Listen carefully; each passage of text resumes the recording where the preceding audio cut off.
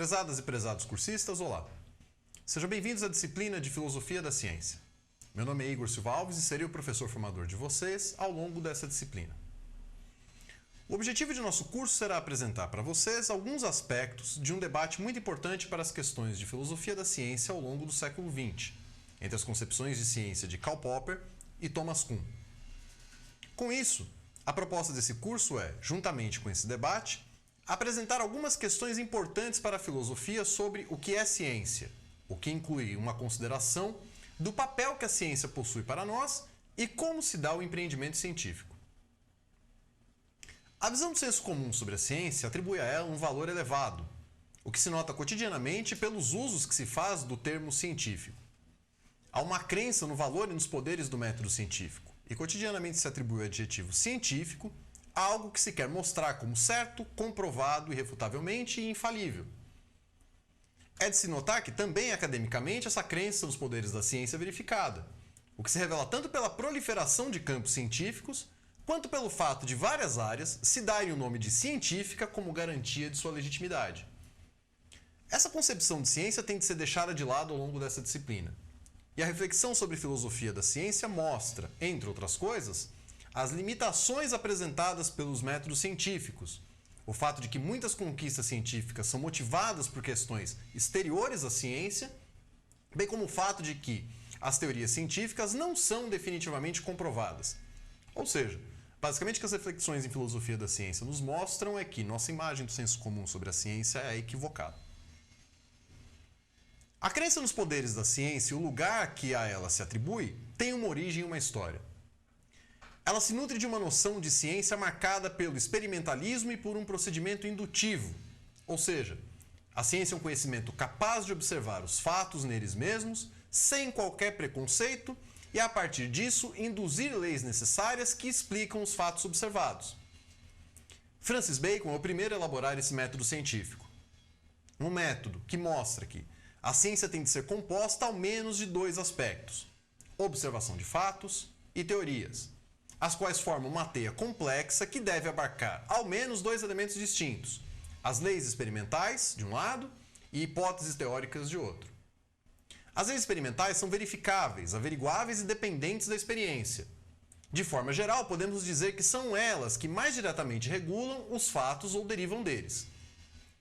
Já as hipóteses teóricas são teses que não podem ser verificadas pela experiência, quando muito podem apenas ser verificadas indiretamente. Há ainda um terceiro elemento presente nessa teia da teoria: as teses metafísicas. Não é fácil separar as teses metafísicas das hipóteses teóricas de uma ciência. E mais do que isso, é de certa forma ingênuo ignorar a relação íntima que existe entre elas. Reforço esse de certa forma, pois muitas formulações sobre ciência exigem essa separação de forma clara, sem com isso serem ingênuos, muito pelo contrário. Essa relação entre metafísica e ciência será tematizada ao longo dessa disciplina. É parte do trabalho da filosofia da ciência compreender essa relação existente entre metafísica e ciência. Institucionalmente, a separação entre ciência e filosofia se concretiza ao longo do século XIX, ou seja, ela é bastante recente. E o que hoje chamamos de ciências empíricas eram antes áreas do saber filosófico, ou campos do que antes se chamava de filosofia natural. Uma dessas tentativas de separação entre metafísica e ciência toma como medida a maior dependência da ciência em relação à experiência, ou seja, há um maior empirismo da ciência, o que não é adequado, dado que, como foi dito, há uma parte da ciência a qual não cabe propriamente a experiência, as hipóteses teóricas.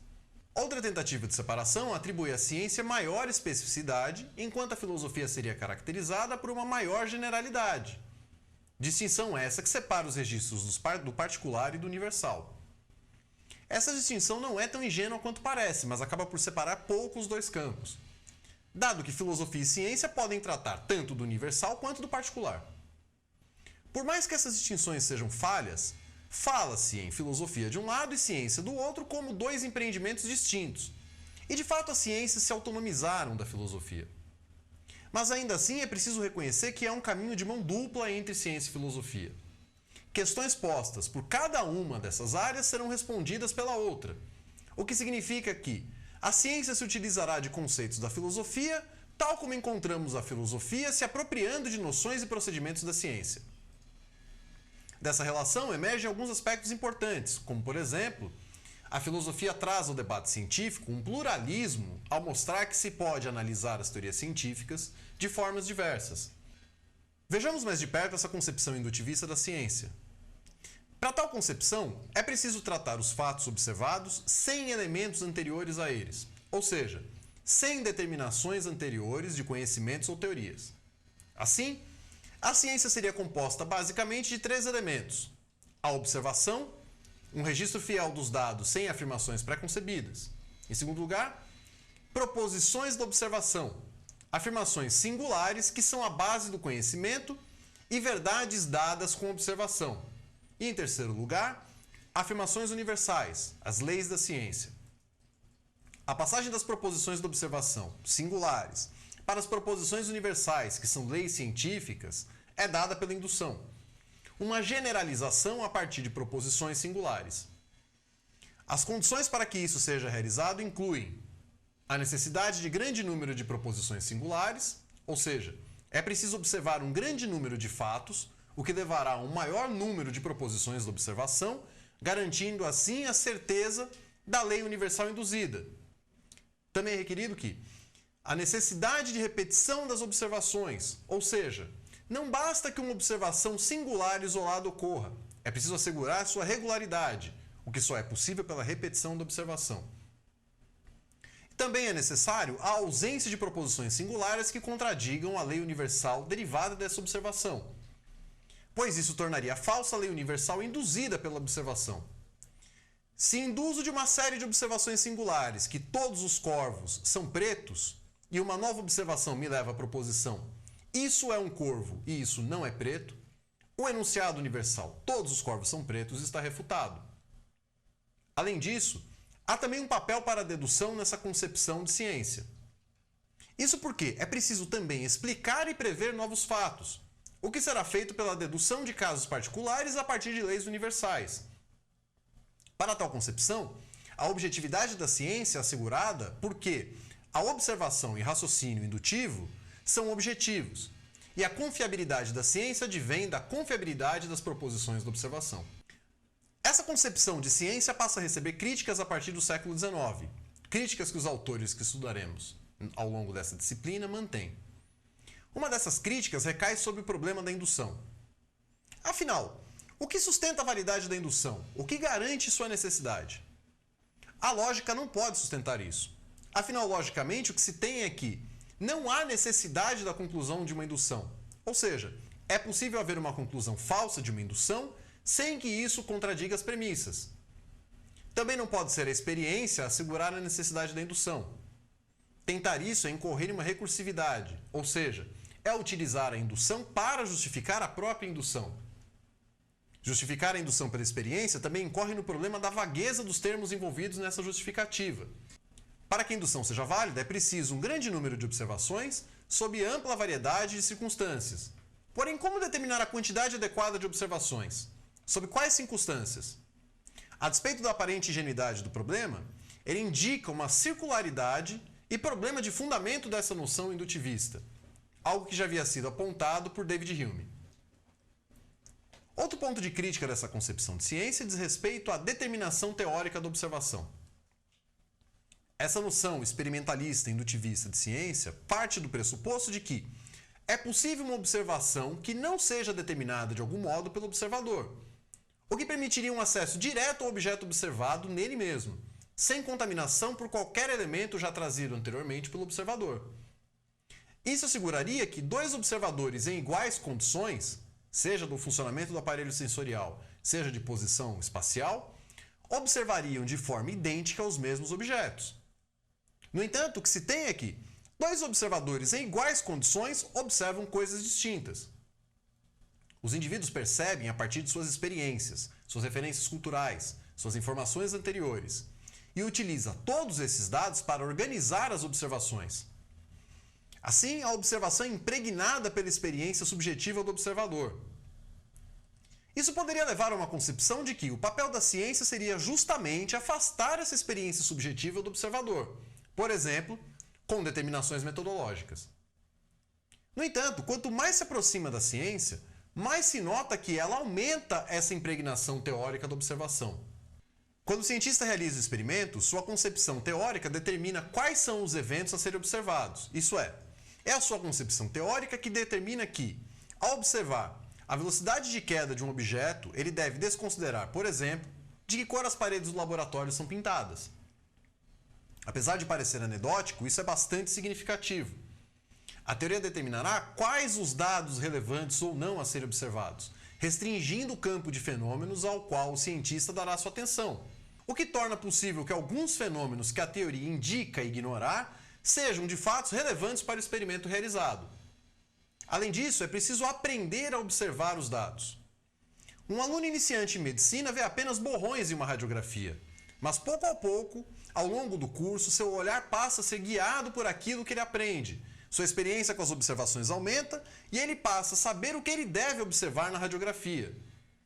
Os contemporâneos de Galileu ficaram chocados frente ao que observavam pelo telescópio, mas não somente pelos seus preconceitos ou concepções pautadas em outras teorias. Eles ficaram chocados também por não saberem o que deveriam observar no telescópio. Ainda, não se passa diretamente da observação para leis universais.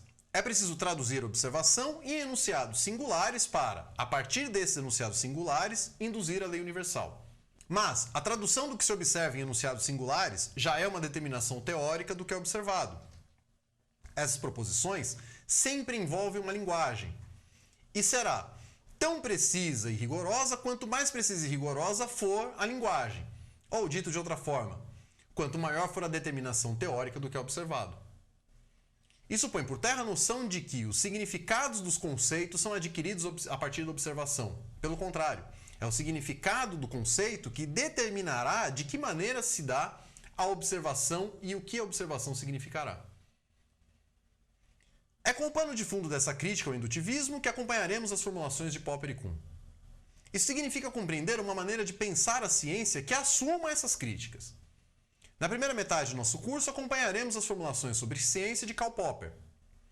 Aceitando que as observações são determinadas pela teoria, Popper considera as teorias como conjecturas especulativas ou suposições, hipóteses, criadas livremente pelo intelecto humano para resolver problemas postos por teorias anteriores e explicar aspectos do mundo. Por outro lado, assumindo as críticas do procedimento indutivo, é preciso abandonar a indução como procedimento fundamental das ciências.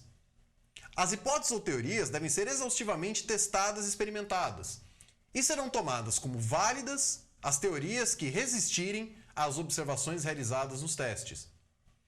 A ciência progride nessa concepção por tentativa e erro, e as teorias com maior poder de explicação e capacidade de escapar aos erros serão mantidas como teorias válidas. Isso aponta diretamente para o problema lógico envolvido no procedimento científico. A indução não pode provar a necessidade da generalização que ela opera, e também não se pode deduzir por sentenças da observação as leis necessárias das ciências. Mas é possível deduzir pelas proposições da observação a falsidade das leis universais, e esse é o ponto sobre o qual o falsificacionismo defendido por Popper se apoiará. Pensa-se sempre como o procedimento fundamental que caracteriza a ciência sua capacidade de provar algo como verdadeiro. Mas Popper propõe como procedimento lógico que caracteriza a ciência aquele que dá a necessidade da falsidade do que a ciência põe. Eis aqui o critério de demarcação entre teorias científicas e teorias não científicas. Serão consideradas teorias científicas aquelas que puderem ser falseadas. Ou seja, é preciso que todas as proposições de uma teoria científica, desde as singulares até aquelas mais universais, possuam, como logicamente possíveis, sentenças que lhes sejam contraditórias. Assim, tautologias, como as verdades da lógica formal, ou sentenças que não podem ser decididas como verdadeiras ou falsas, como por exemplo os enunciados da metafísica, não são considerados enunciados empíricos e, portanto, devem ser excluídos da teoria científica. Ou seja, toda teoria deve admitir que haja uma proposição da observação ou um conjunto de proposições da observação que sejam logicamente possíveis, mas inconsistentes com a teoria. Sentenças que não podem ser falseadas não são informativas. As teorias devem declarar como o mundo se comporta, excluindo então eventos logicamente possíveis e comportamentos possíveis às coisas do mundo que de fato não ocorrem. Assim, teorias distintas terão graus distintos de falsibilidade, a depender da clareza e precisão do que ela postula. Quanto mais claro e mais preciso o que uma teoria declara sobre o mundo, maior o seu poder de explicação e maior sua possibilidade de ser falseada. Isso é maior o número de enunciados que podem tornar falsa essa teoria. O enunciado choverá amanhã em algum lugar é menos explicativo e tem menos enunciados que possam torná-lo falso que o enunciado choverá amanhã às 5h30 da tarde em Dhaka, ainda que isso pareça uma tautologia. A teoria que substitui a teoria anterior falseada deve explicar o que a teoria anterior explicava e aquilo que falseou essa teoria, o que revela um caráter cumulativo do conhecimento científico. Por tentativa e erro, a ciência amplia em extensão e poder de explicação os seus conhecimentos. Nessa formulação, Popper privilegiará os aspectos formais da teoria. Isso é preciso excluir da descrição sobre as ciências aspectos sociais, psicológicos, metafísicos. Teorias científicas são hipóteses e não devem ser, portanto, tomadas como verdades absolutas e imutáveis. Mas pouco importa para a investigação sobre ciência como o cientista chegou a essa hipótese. O que importa é como essa conjetura será estruturada formalmente e posta à prova pelos demais observadores. Para isso, é preciso que a ciência coloque de forma clara suas regras metodológicas. As regras metodológicas não são normas naturais ou necessariamente determinadas, mas convenções que determinam o que é a prática da ciência. De tal maneira que escolher por regras metodológicas distintas significa escolher fazer uma outra ciência, e elas têm como objetivo sempre proteger um determinado critério de demarcação. Em diálogo e oposição a essa formulação de Popper, acompanharemos as formulações de Thomas Kuhn. Ao contrário de Popper, Kuhn entende ser necessário para uma compreensão da ciência entender a sua história, o que demanda compreender os diferentes modelos científicos na sua especificidade e relação com os problemas históricos de sua época. A crítica à caracterização formal da ciência proposta por Popper aponta para o fato de que, quando se constata como se dá historicamente a prática científica, a descrição oferecida por Popper, aquela rigorosa descrição formal, não se adequa às realizações da ciência. Por isso, Kuhn proporá uma caracterização da ciência mais aberta e menos rígida, e que, com isso, possa ser válido aos diferentes acontecimentos científicos ao longo da história. Isso se dará em duas direções. Primeiro, considerando que os aspectos formais são insuficientes para descrever o que é a ciência, ainda que sejam necessários. É preciso, portanto, considerar fatores sociais, éticos, psicológicos como componentes essenciais da ciência. Ou seja, Kuhn demanda uma integração na descrição da ciência entre o contexto da descoberta, como se chega a uma teoria, e o contexto da justificação, como a teoria será estruturada formalmente. Em segundo lugar, a caracterização da ciência que demanda a sua compreensão histórica exige que se vá aos acontecimentos científicos e se compreenda, ali neles mesmos, a sua especificidade. Por isso a formulação de Kuhn é repleta de descrições de realizações científicas. É preciso ter cuidado com isso ao ler a obra de Kuhn. As descrições de realizações científicas não são mero relato de eventos ou exemplos sem importância, mas uma tentativa de, compreendendo diversos momentos da história da ciência em sua especificidade, encontrar aspectos estruturais do empreendimento científico. Por isso, Kuhn abandona a noção de critérios de demarcação apresentada por Popper, assim como a caracterização da ciência pelo falsificacionismo, e tomará como característico da ciência ser orientada por um paradigma.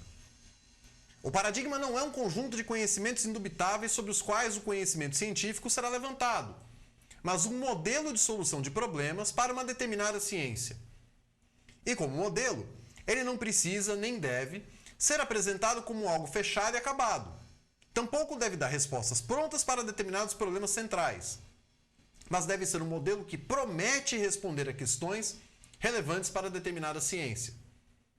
Assim, há uma história da ciência que tem início com uma ciência pré-paradigmática, etapa em que as ciências operam sem um modelo aceito pela comunidade científica para a solução de problemas, o que leva a uma disputa entre diversas escolas científicas, até o ponto em que uma dessas escolas consegue se impor como paradigma, isso é, passa a ser aceita pela comunidade científica como modelo de solução de problemas e orienta a pesquisa científica, inaugurando o período de ciência normal, etapa em que a ciência, desinteressada pelas novidades, desenvolve seus conhecimentos, aumentando a especialização dos conhecimentos de fenômenos determinados. Mas o próprio desenvolvimento da ciência normal leva ao aparecimento de fenômenos que o paradigma não permite mais explicar, o que instaura uma crise na ciência. Essa crise é superada, caso o paradigma não consiga contorná-la, por uma substituição do paradigma por outro, o que o caracteriza como uma revolução científica.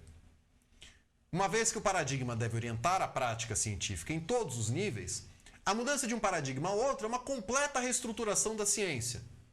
Sendo uma mudança assim radical, diferentes paradigmas são, segundo Kuhn, incompatíveis e incomensuráveis. Isso é, eles não podem ser assimilados uns pelos outros e não há como se medir qual deles é melhor, mais adequado, qualquer comparação desse tipo. Isso é uma mudança na concepção de progresso em ciência. A nova ciência não é uma ciência superior ou melhor que a ciência antiga. Elas são visões de mundo distintas e, portanto, a passagem de um modelo de ciência a outro é uma ruptura, não havendo um desenvolvimento cumulativo ao longo da história da ciência. E tampouco sendo possível decidir entre paradigmas distintos, apelando para uma análise de qual tem maiores poder explicativo. A escolha entre paradigmas distintos é pautada pela decisão da comunidade científica sobre quais são as questões mais relevantes a serem respondidas em determinada época, as quais, muitas vezes, são questões exteriores à ciência. O debate entre Popper e Kuhn é fundamental para a filosofia da ciência contemporânea, e o objetivo dessa disciplina é fornecer a vocês, por meio de uma apresentação desse debate, recursos para que vocês possam lidar com os diversos temas presentes nos debates de filosofia contemporânea. Desejo a todos um ótimo curso. Até mais!